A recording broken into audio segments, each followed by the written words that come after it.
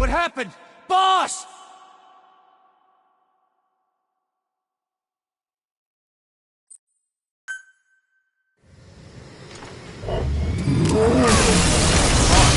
Stop Sahelanthropus. Destroy that thing. I'll rally Diamond Dogs and provide backup.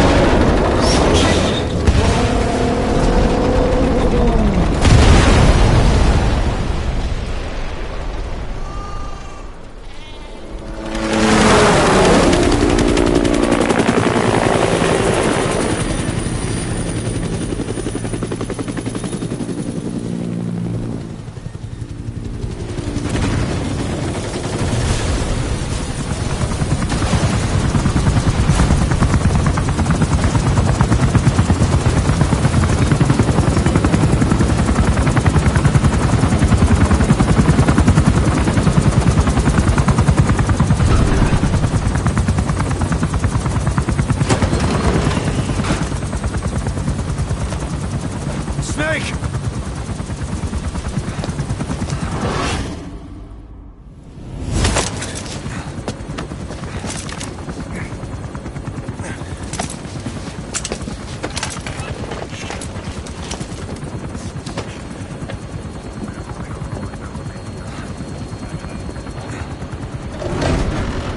Let's see Skullface.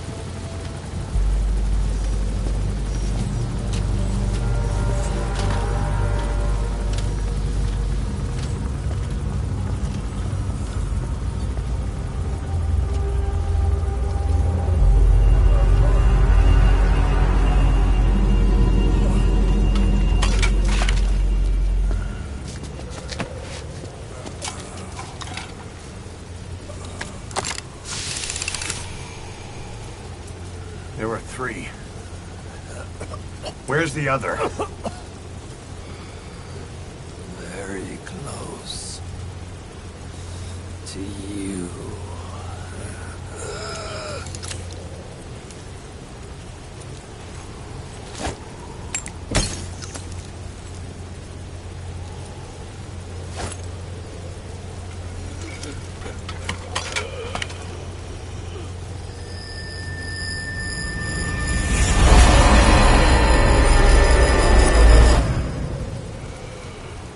Finish me. Kill me.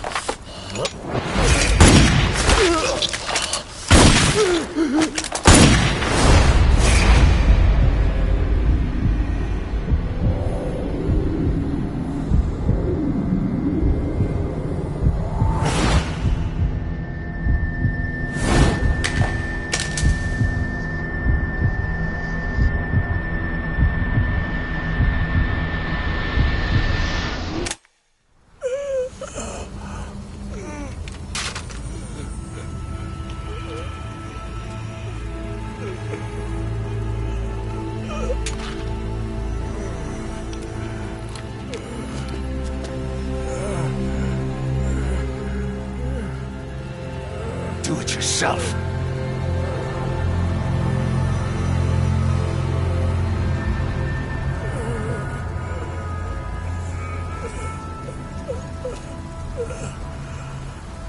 Mission complete, boss.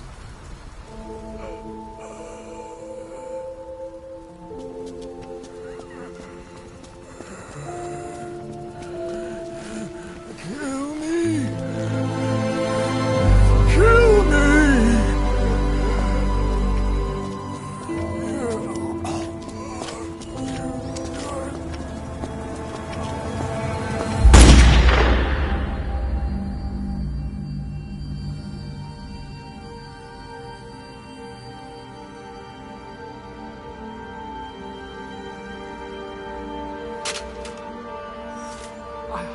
I did it! Revenge!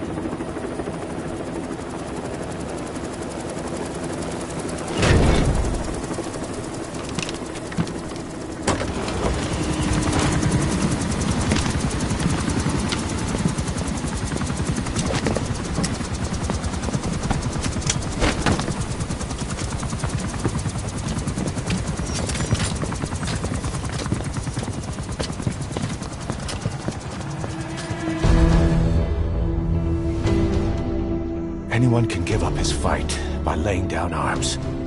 But the feeling of holding a gun, that we'll never forget. Like our lost limbs, the sensation lingers.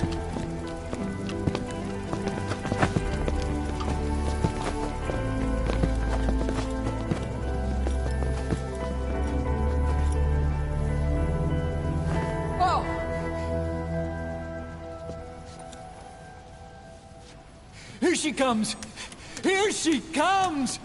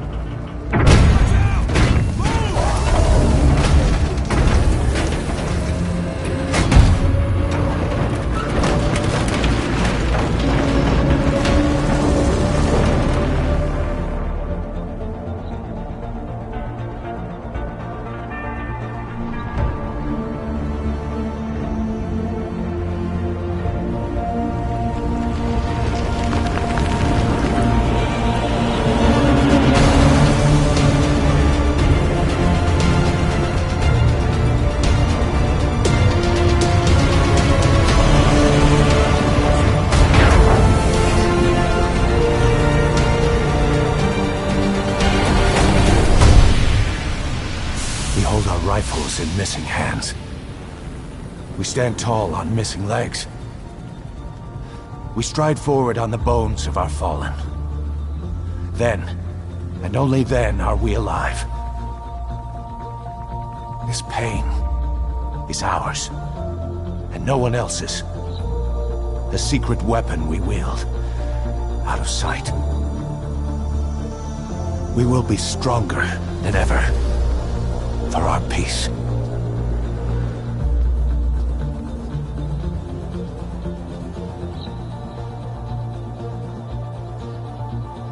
Sahelanthropus will unleash that thirst unto the future.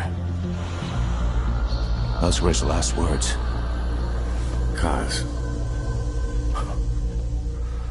Pretentious to the end. Still, doesn't feel like this is over. And I'll never be whole again.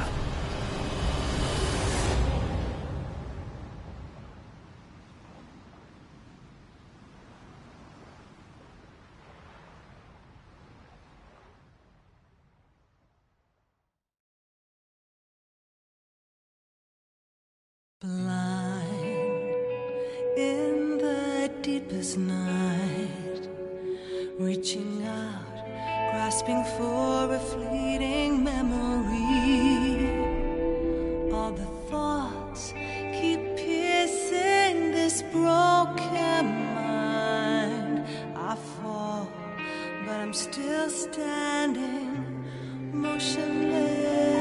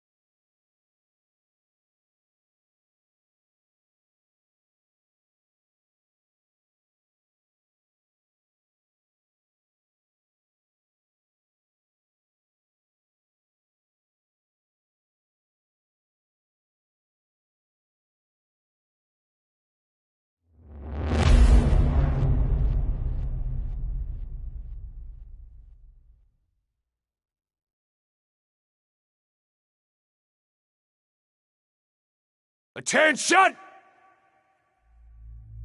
Diamond Dogs! Even with Skullface dead, our brothers are unavenged. And the phantom pain he brought us lives on.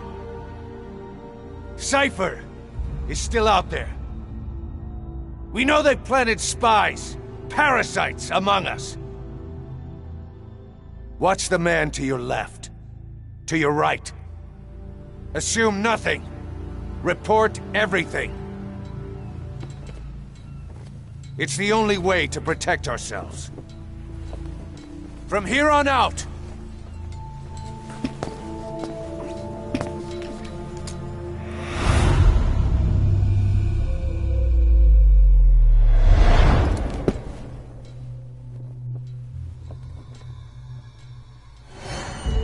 you will be my eyes. The deadliest enemy's right here in our midst. And they will get no mercy.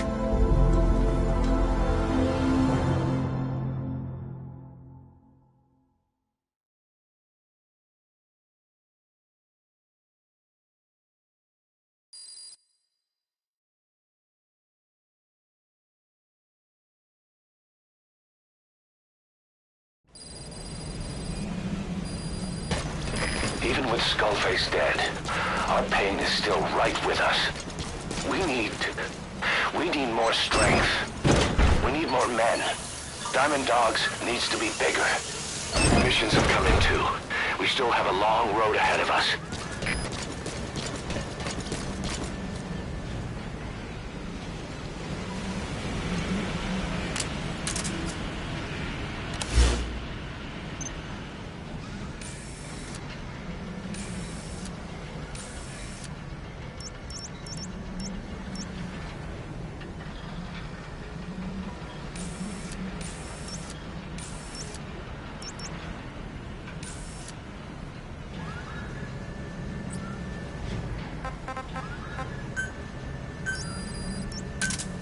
Roger. This is Pequod. Arriving shortly at LZ.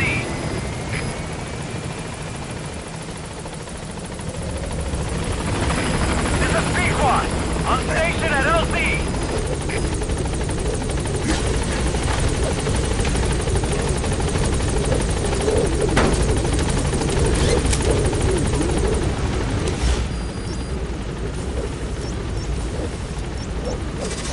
Heading for objective.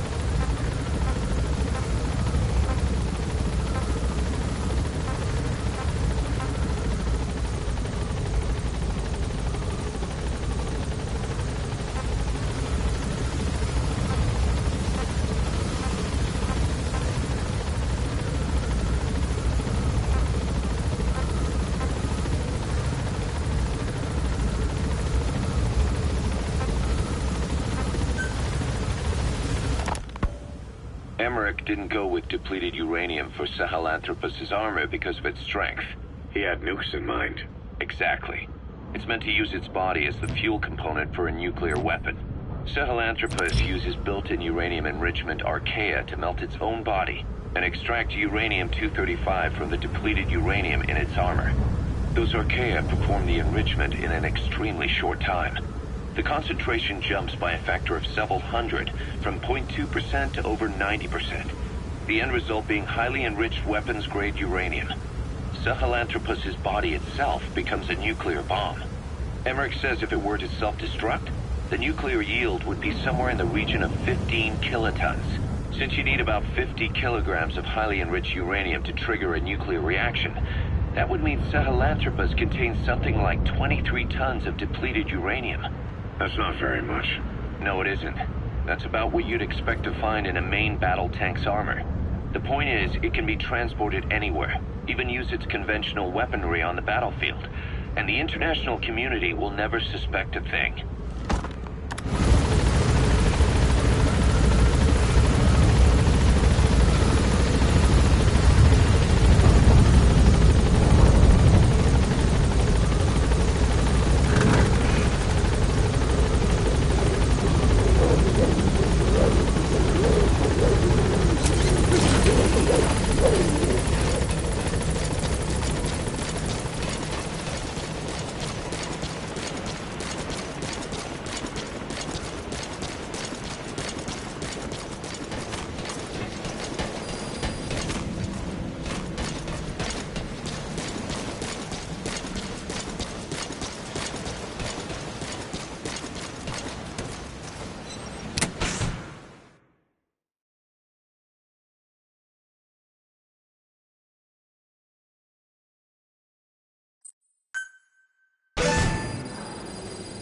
Snake?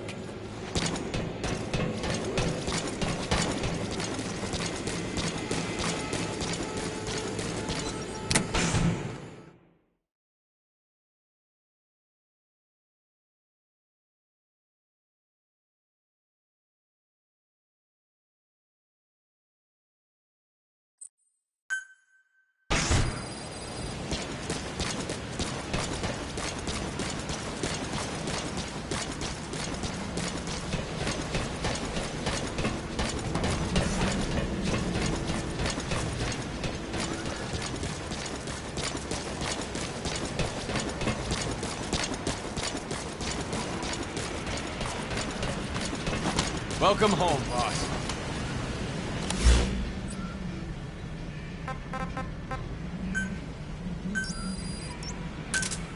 Roger. This is Pequod. Arriving shortly at LZ.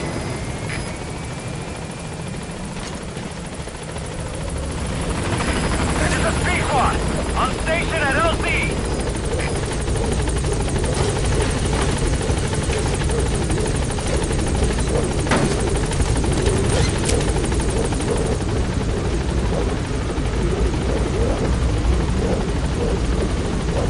Gaining altitude.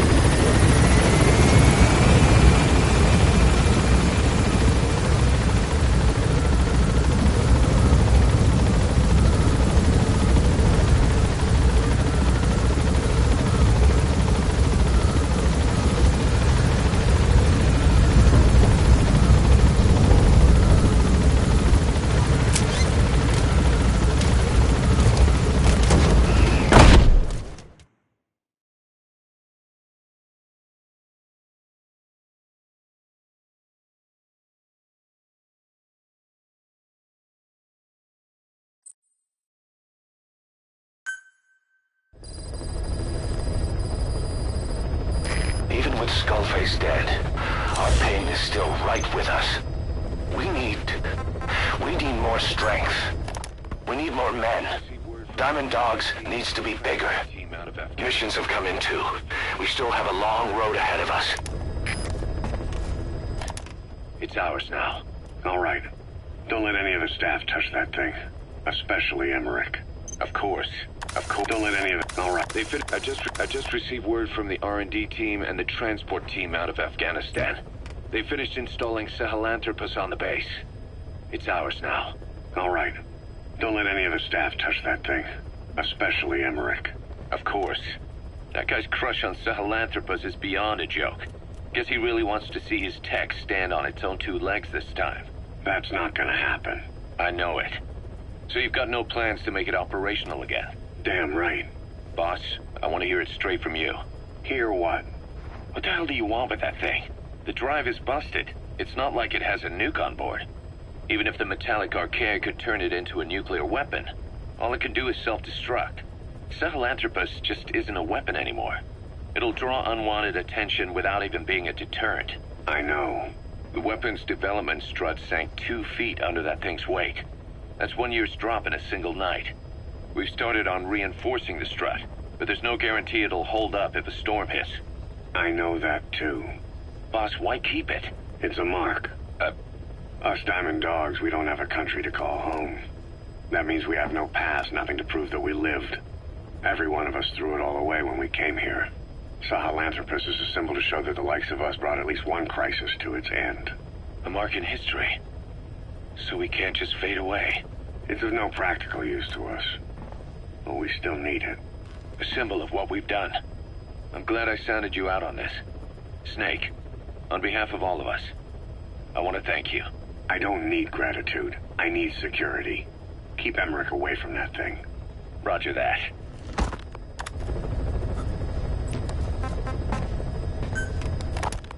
You said that the nuke Skullface was trying to spread around the world were equipped with a failsafe. Something that could shut them down at will. His will. Quite so. After all, he needed a guarantee that a buyer wouldn't simply turn the weapons back on him. So how can they be stopped? The criticality trigger, that is, the detonator, is a complete black box design. Any attempt to dismantle it causes it to melt in seconds, using the corroding archaea. The design ensures that no detonation is possible unless he disengages the lock. So he had a way to disengage it remotely. Precisely. The client simply presses a button. At that moment, the detonator begins transmission with a surveillance satellite. The satellite reports to him how the client is trying to use the nuke. If he does not object, the lock is disengaged. But if it's a risk to him in any way... The detonator melts down. The same is true if detonation does not occur within a preset time after the lock is disengaged. The nuke is rendered useless. Who the hell would buy something with strings attached like that? The client would never know until the moment they actually try to use it. Most likely, he would have explained the time delay as the detonators needing time to activate. And he only intended to sell to technologically primitive groups in the first place. Let me guess. He'd claim it was defective and offer a replacement. Shadier than a used car salesman. Skullface shakes your hand like a friend, using the other to control you like a puppet. This is how he works.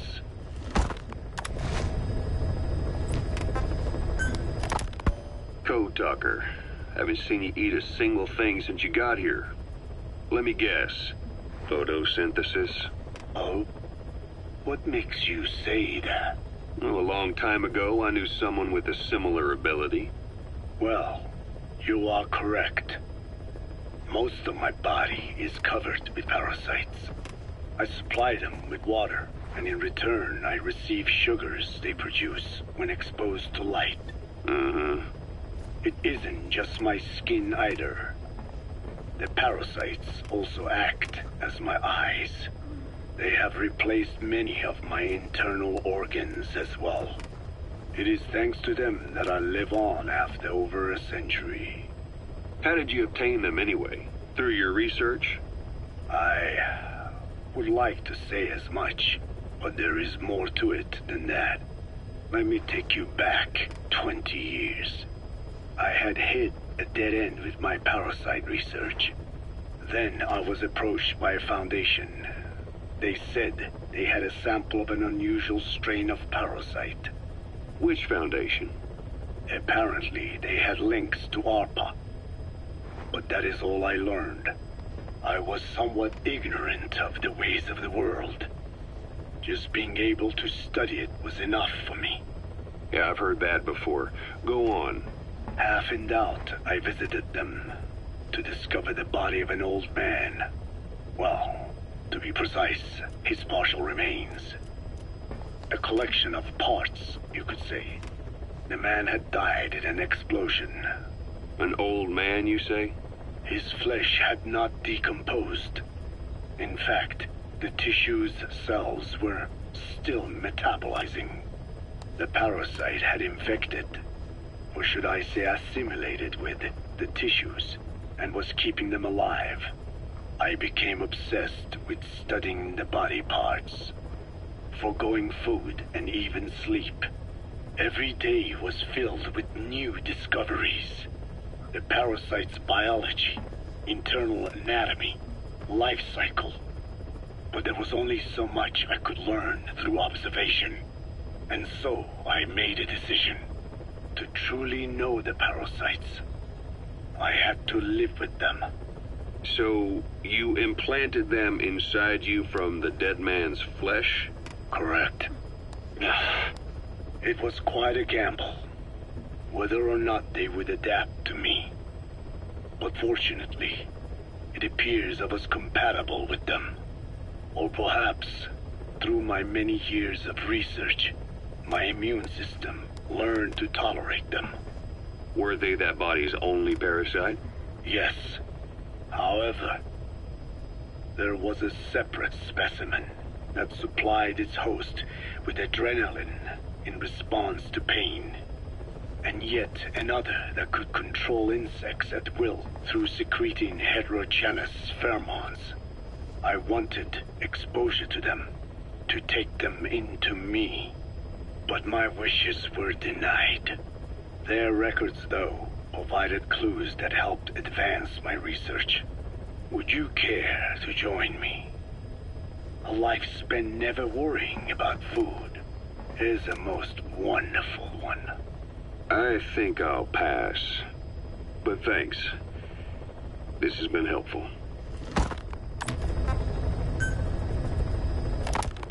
Skullface has finally burned out.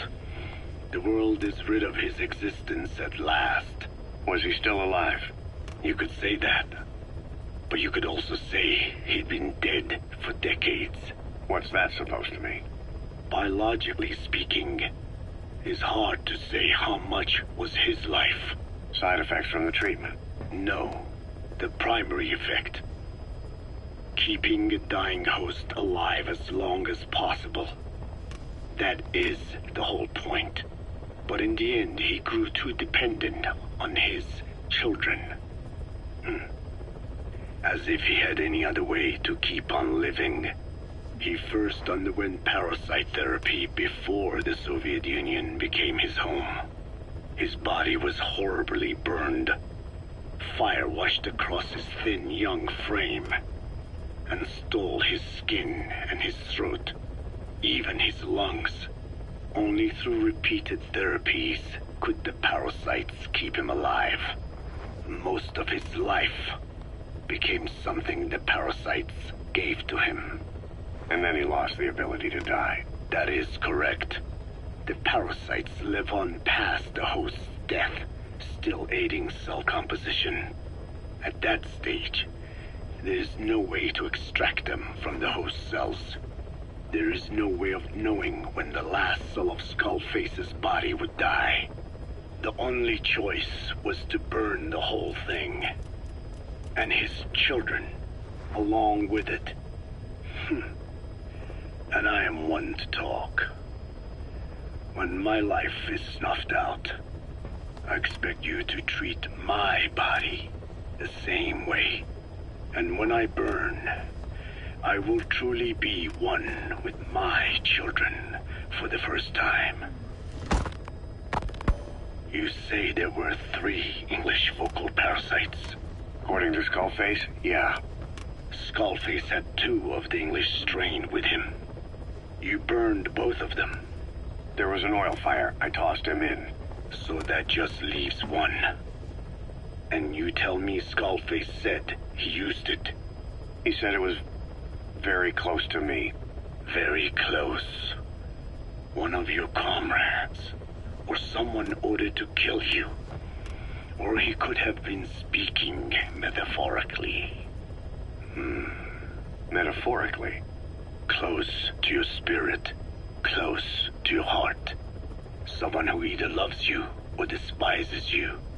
The second one makes a long list. Whichever it is, act with caution. Skullface implanted someone with the English language strain. Who it is irrelevant. Why? I tell you what Skullface really meant. Very close to you means you will be exposed. All the infected here have been given the Wolbachia. Even if the vocal cord parasites infect them now, they cannot reproduce. But if there's a different host among us, host to the English strain. If that were the case, we'd see the symptoms. What about the non-English speakers? We have plenty of those, but the staff use English as a common language. But if that someone has not spoken English yet, and begins to speak it now, there'd be another outbreak. The final mating pair of the English strain must be found immediately. Skullface is gone, but his threat still remains. On this base, do you see what the final mating pair is? With him dead, those parasites are the stain he wished to leave upon the world. His thirst for vengeance. In the flesh. Think. Does anyone here bear a grudge against you? Who would target you, specifically? The ethnic cleansers that Code Talker mentioned, they weren't Skullface's true goal. All we have is circumstantial evidence, but here's my theory. It was Cypher who started developing the vocal cord parasites as bioweapons, parasitic weapons, and Africa was the testing ground for them. As Code Talker said, their purpose is the ethnic cleansing of only those who speak a particular language, so they could do a weapon of mass destruction to eradicate specific groups, races, ethnicities, or colonies by the language they speak, or a kind of absolute language control. Or maybe a tool for those arrogant fools to build some misguided utopia. I can see plenty of uses for them. However, in practical terms, they wouldn't be as dangerous as you'd think. Counteracting the parasites is easy, after all. Cut them out of your throat to save your life, or just don't talk. That also prevents the infection from spreading. So if the international community were to find out about them, they'd no longer be the threat they were conceived to be. In which case, their targets would be limited to minority groups as a deterrent or a terrorist tool. It's hard to imagine Cypher developing something like that as a main weapon for their arsenal.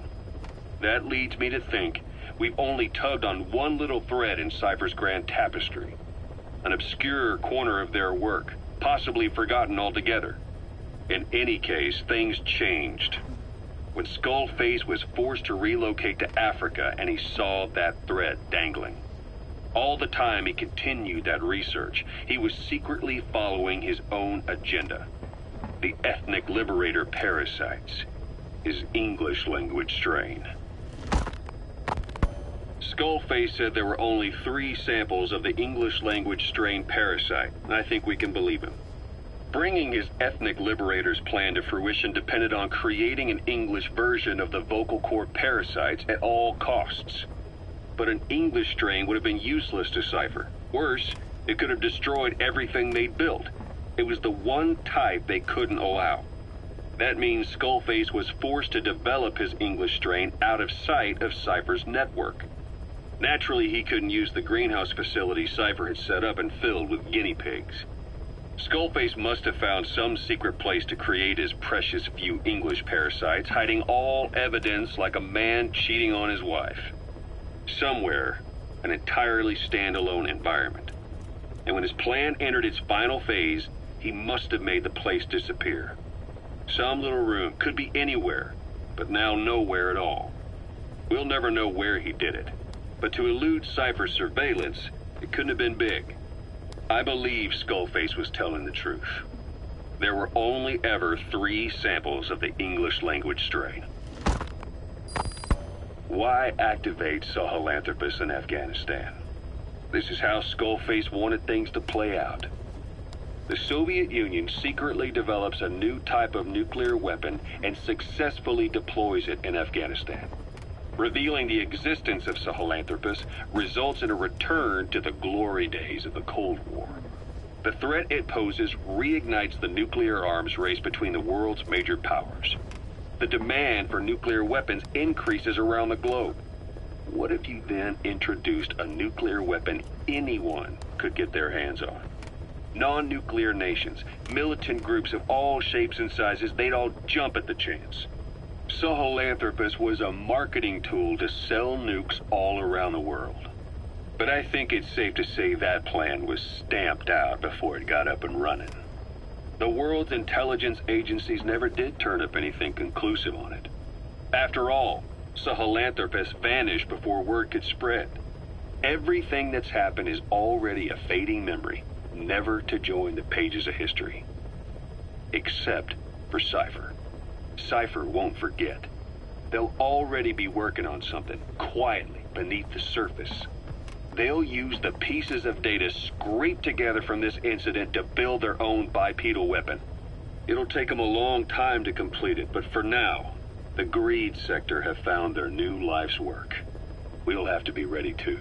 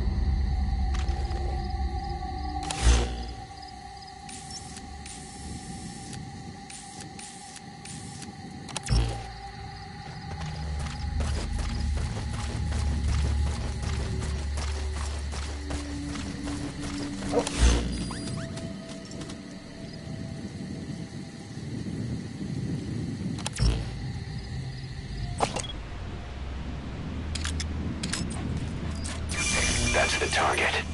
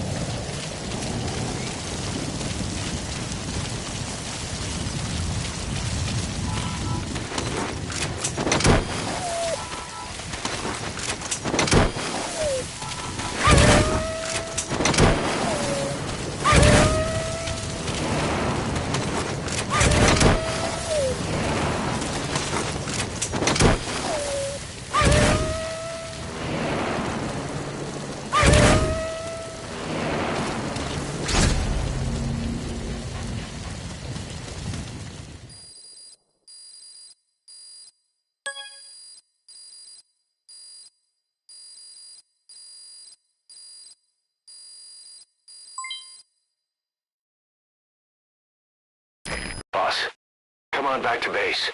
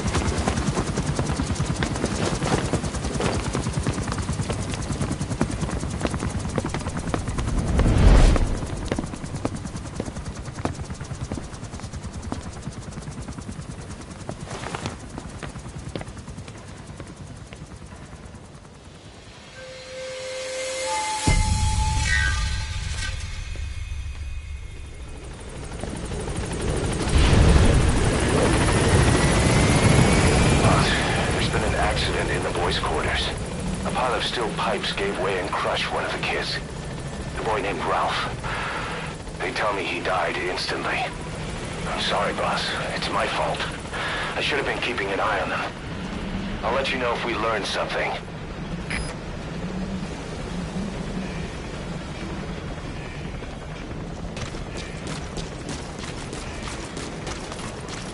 Welcome home, boss.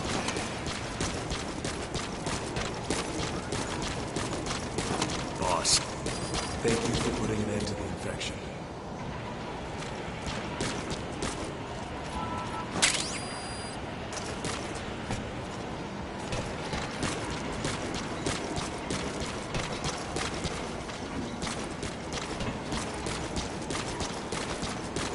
Boss, we really need some more room here.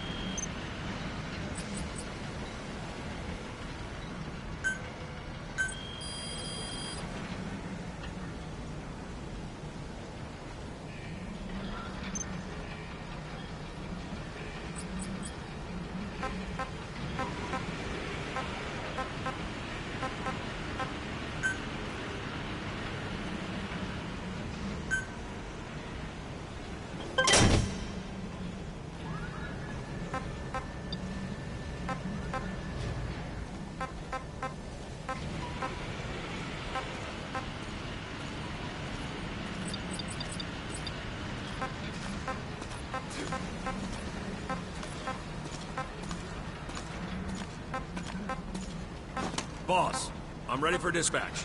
Send me on a mission.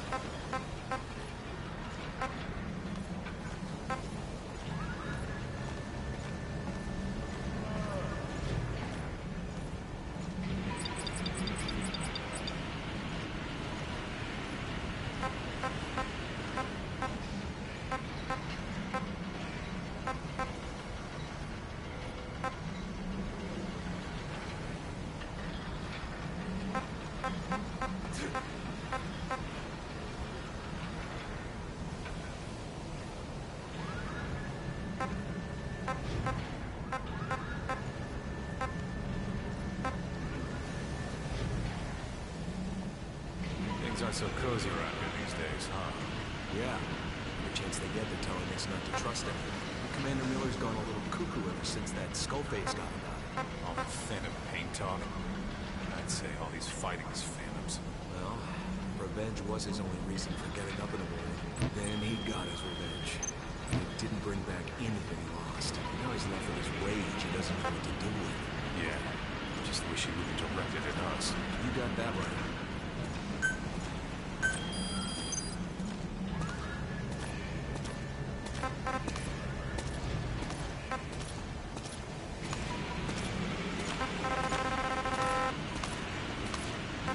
Boss, got time to train with me?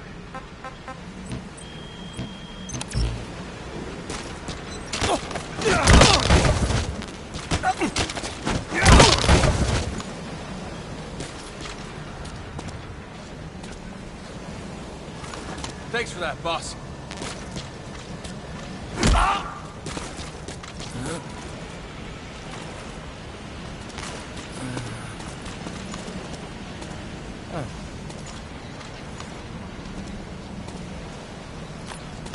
Thank you, boss.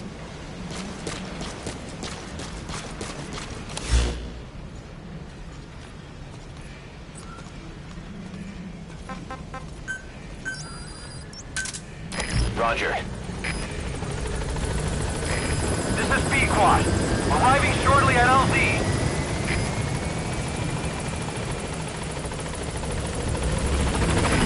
This is Pequod.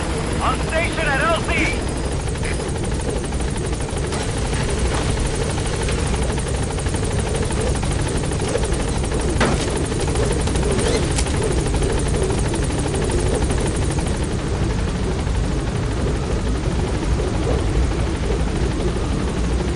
Gaining altitude.